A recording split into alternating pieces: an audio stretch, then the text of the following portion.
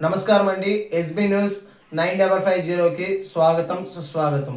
ఏ రోజు వార్త ఆ రోజు మనకు అప్డేట్ కావాలంటే ఎస్బీ న్యూస్ 9550 ఛానల్ను మీరు సబ్స్క్రైబ్ చేసుకుంటే ప్రతిరోజు వార్త మీకు అప్డేట్గా ఉంటుంది. జీవలరాజు ఏఐఎస్ఎఫ్ రాష్ట్ర అధ్యక్షులు ఈరోజు రాష్ట్రంలో చంద్రబాబు నాయుడు గారి ప్రభుత్వం విద్యార్థులకు ఇచ్చినటువంటి హామీలు ఏ ఒక్కటి నెరవేర్చకపోగా ప్రజాధనంతో ప్రకటనలు చేస్తూ ఉన్నారు, ఆర్భాటాలు ప్రకటిస్తూ ఉన్నారు.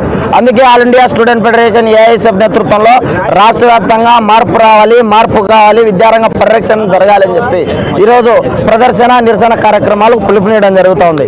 మరి ఇదే విద్యాశాఖ మంత్రి, ఇదే వైద్య శాఖ మంత్రి, ఇదే కూటమి ప్రభుత్వం తన యొక్క ఎజెండాలో ఇవాళ మెడికల్ కళాశాల పరిరక్షణ చేస్తాం, ప్రైవేటీకరణ ఆపుతామని చెప్పి హామీ ఇచ్చారు. జీవో నంబర్ 77 రద్దు చేస్తాం, పెండింగ్ లో ఉన్నటువంటి ఫీజు రియంబర్స్మెంట్ బకాయిలు అన్ని చెల్లిస్తాం, ఏవైతే రియంబర్స్మెంట్ అవసరమవుతుందో ప్రతి విద్యార్థికి ఇస్తామని చెప్పారు. తల్లికి వందనం అందిస్తామని చెప్పారు. మూతబడిన పాఠశాలలు తెరిపిస్తామన్నారు. ప్రొఫెసర్ పోస్టులు ఖాళీగా ఉన్నటువంటి భర్తీ చేస్తామని చెప్పారు. ఏ ఒక్కటి అమలు చేయకోకుండా మా యొక్క తల్లిదండ్రుల ప్రజాధనంతో మీరు ఆర్భాటాలు ప్రకటిస్తా ఉన్నారు. అందుకే ఈ విద్యాశాఖ మంత్రి రాజీనామా చేయాలి.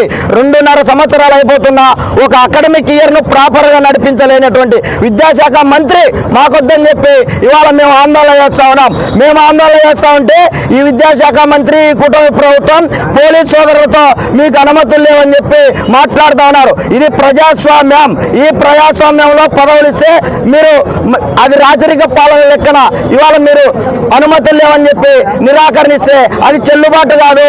ప్రశ్నించడానికే అఖిల భారత విద్యార్థి ఫెడరేషన్ ఏఐఎస్ఎఫ్ ఉంది. ఆ విధంగా జంజీ పోరాటం ఢిల్లీలో ఏ విధంగా జరిగిందో ఆంధ్ర రాష్ట్రంలో కూడా అదే స్ఫూర్తితో ముందుకు తీసుకెళ్తాం. మీ యొక్క అధికారాన్ని కిందికి దించుతాం. రియంబర్స్మెంట్ బకాయిలు ఏమంటే నీ ప్రభుత్వం దగ్గర డబ్బులు లేవు. 77 రద్దు చేయమంటే నీ ప్రభుత్వానికి చెల్లుబాటు కాదు.